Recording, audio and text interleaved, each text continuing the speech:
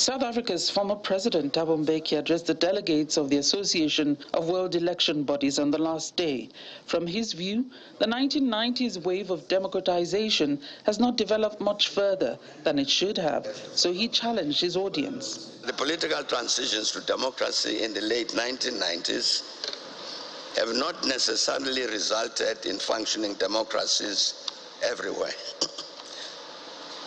The varying trajectories of that transition from one continent to another, as well as from one country to another, have led to a mixed bag of results. I'm convinced that the EMB's meeting at this AWEB conference must formulate and communicate their collective views about the major issues which attend the challenge to ensure that the people shall govern, and therefore that the democratic recession must be defeated. From the research outcomes of the Election Integrity Project, Professor Toby James of the University of East Anglia tried to illustrate if the world is grappling with electoral integrity recession alongside democratic recession.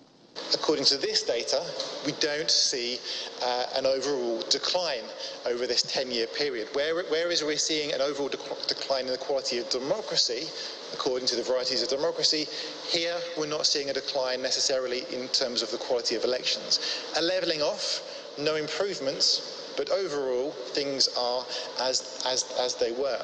There was no Nigerian delegation, although Nigeria is a member of the body. But speaking on the impact of democratic recession on election management bodies, EMBs, former INEC chairman Professor Atahiru Jega blamed weaponization of identity, strongman politics, and exclusion in governance as some of the factors contributing to democratic recession globally. Integrity, he says, is non-negotiable for all parties. While many EMBs have made progress in enhancing electoral integrity in their countries, the era of democratic recession has substantially eroded their achievements.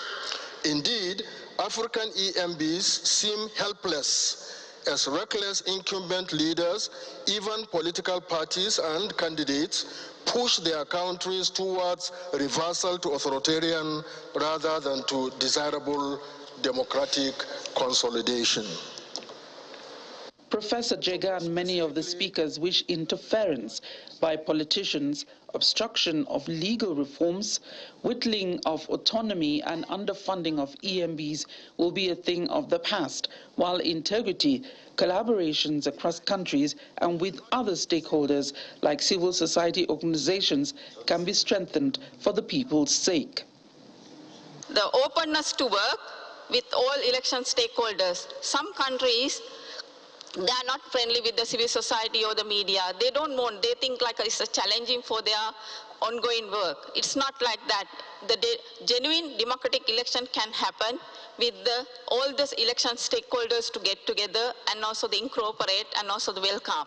An indispensable key to redeeming representative democracy is primarily by ensuring that governance institutions deliver concrete development outcomes that practically improve lives and livelihoods of ordinary citizens out there in the rural areas. That's only then that people will have trust in democracy. You will not see democracy fatigue. South Africa, as a host, now assumes the chairmanship of the 109-nation organization, with 160 member institutions, till its next meeting in 2 years' time, to be hosted by Colombia. From Johannesburg, South Africa, Betsy Dibia, Channels Television News.